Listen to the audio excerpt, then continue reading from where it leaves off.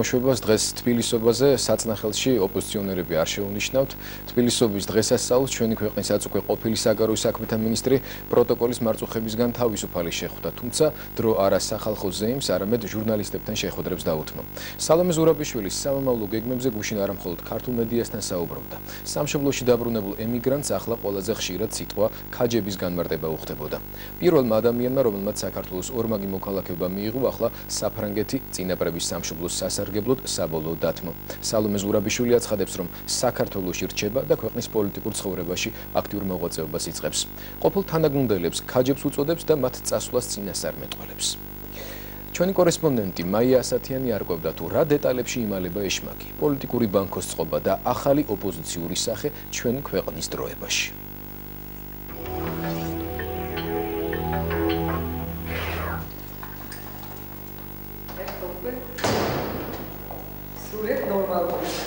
სრულიად ნორმალური, იმიტომ რომ გარეთ ასე თავისუფლად ბოლოს როდის გამოვიდა აღარ წახსოვს. ახლა უმუშევარია ოღონდ დროებით.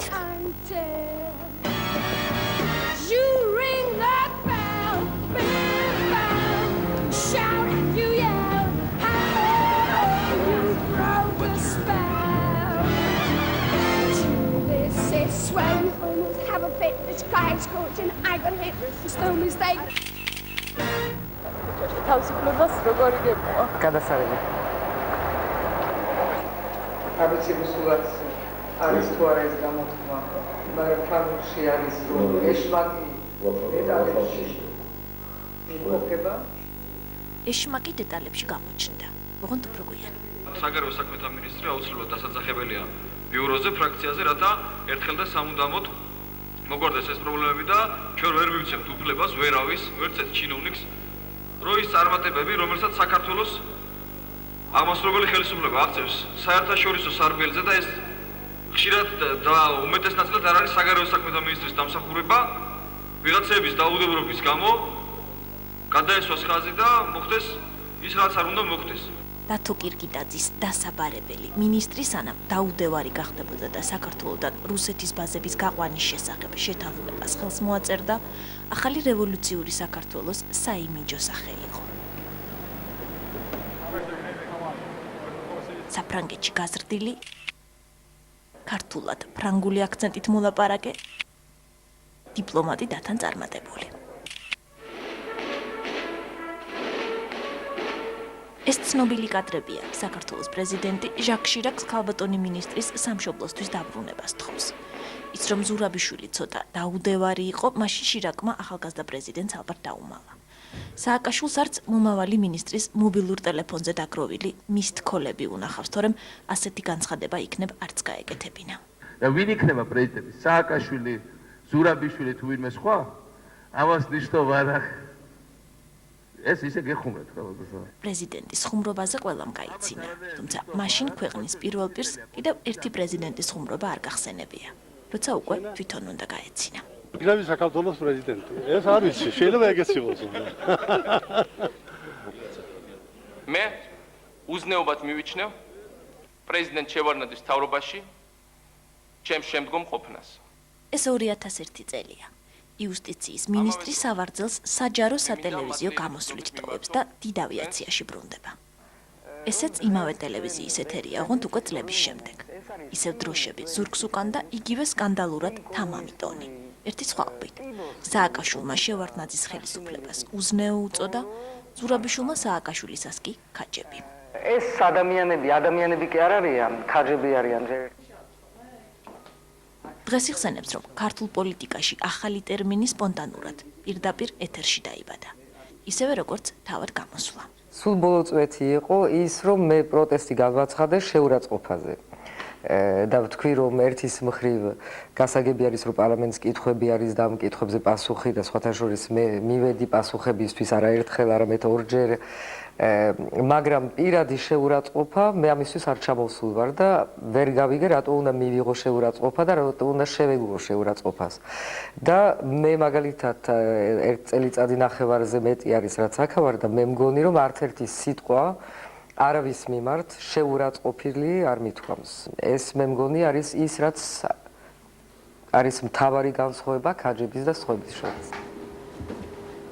ძველი და ყველასთვის ადვილად გასაგების სიტყვა ქაჯის მნიშვნელობას ახლა ამ მაგიდასთან ხშირად შიფრავენ. ვერც მივხვდები, რომ რუსთაველის ენით ელაპარაკებოდა. ქაჯებს ქვია ადამიანები არიანო, გრძნეულნი, რაც ლევანდელს ითარგმნება როგორც ჩუმად მაკეთებელნი და ერთად რებულნი. აი მე რომ ეს სიტყვა გუნდი, ეს არის ერთად რებულნი.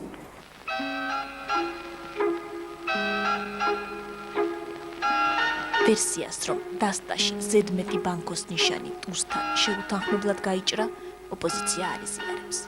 ამ თამაში მოგების უფლება მხოლოდ ერთ კოზირს უნდა ჰქონოდა. სალომე ზურაბიშვილის გადაყენებაში გარემოცვამ გამოიცნო პრეზიდენტის სურვილები და ჭოჭმანის პროცესში მყოფ პრეზიდენტს ეთყობა დააჩქარებია გადაწყვეტილების მიღება. კომიკურია, როდესაც ნოღაიდელი აცხადებს, რომ გადაწყვეტილება მივიღე, ნოღაიდელი უბრალოდ მე მგონი დამლაგებლებს ვერ ნიშნავს იქ სააკაშვილის გარეშე კანცელარიაში, არათუ მინისტრის საგარეო საქმეთა მინისტრს ხსნის თურმე. მე ადრე ბატონ ლუკერიას ხაძარაძეს ვადარებდი ხოლმე და ბატონ გიგას მასშტაბები ბევრად უფრო დიდია და ერთ ადამიანში ვერ ეტევა ასე. მე ალბათ შევადარებდი მას ერთდროულად ლევან მამალაძეს და ცოტნე ბაკურიას. ეს სინთეზი მასში უფრო იგრძნობა. ხაზარაძეს იუმორი მაინც ჰქონდა კარგი კაცო.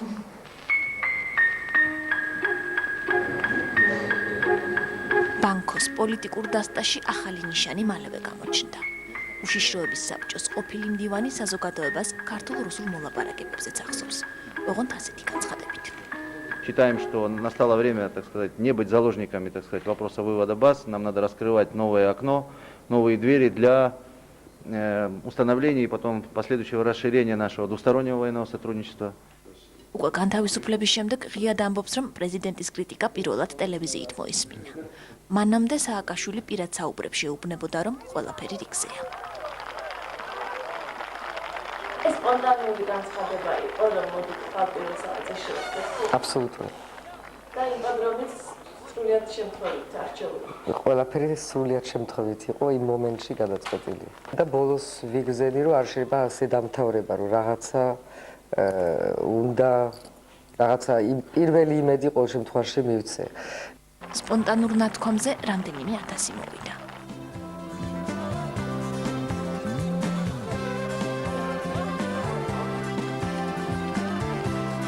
რომ საქართველოში ქაჯები კი არ მოდიან, ქაჯები მიდიან.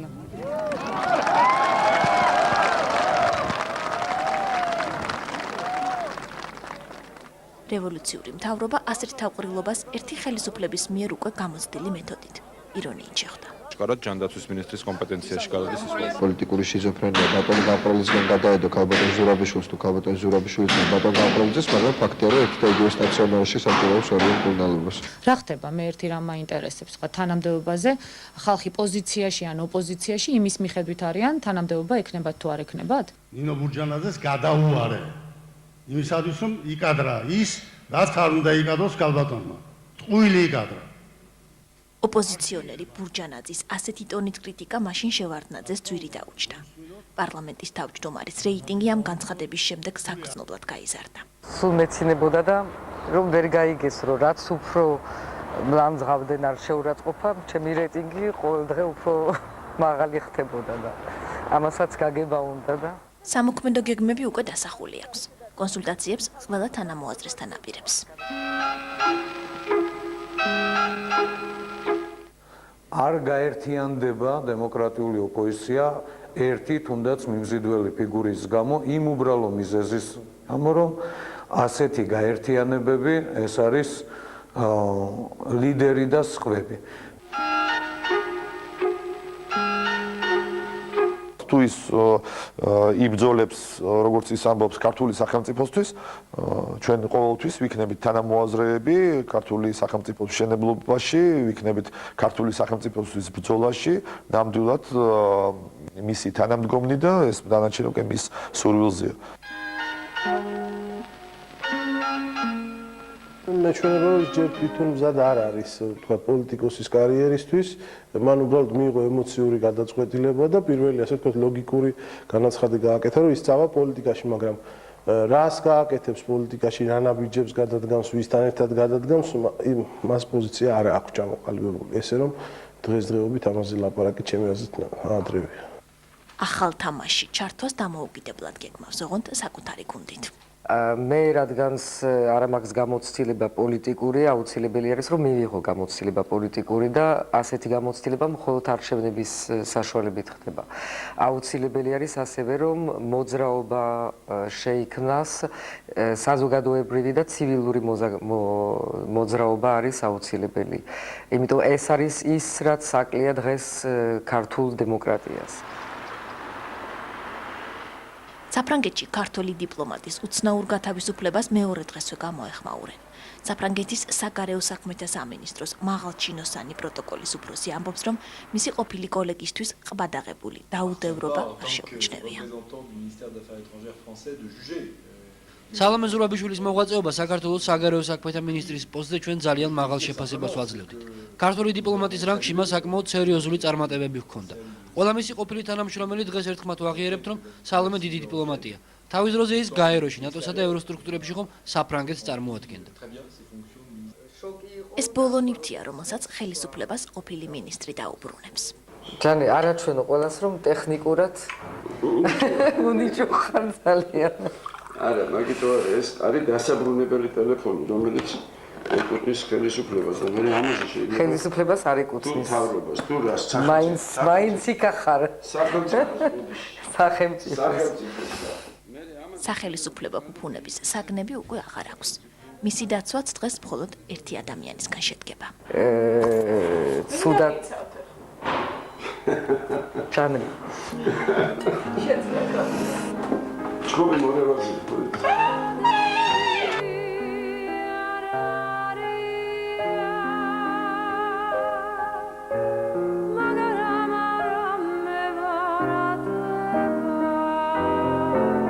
თეთრი ვარდები ხელში რატომ გეჭერეთ? იმიტომ ეს მომცეს, მაშინ მომართვეს თეთრი ვარდები. სიმბოლური არის. არ იყო ნამდვილად.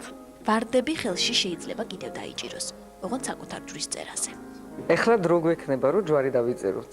ხო? ჯვარი სვანეთში ადიშის ეკლესიაში, რომელიც ძალიან მიყვარს და ყველაზე ძველი ფრესკებია. იქ და ულამაზესი ადგილია. ჯვრის წერამდე გადამწყვეტი ბრძოლა იქნება, ყოველ შემთხვევაში თავად ასე ფიქრობს.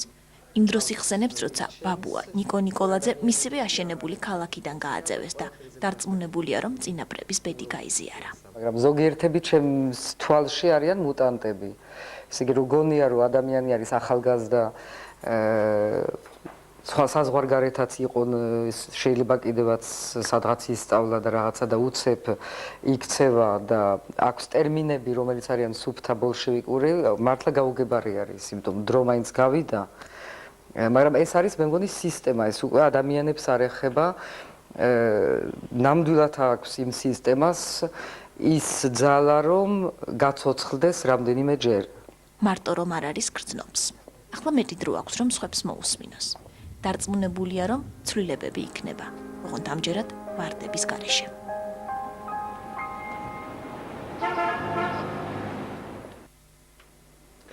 პოლიტიკური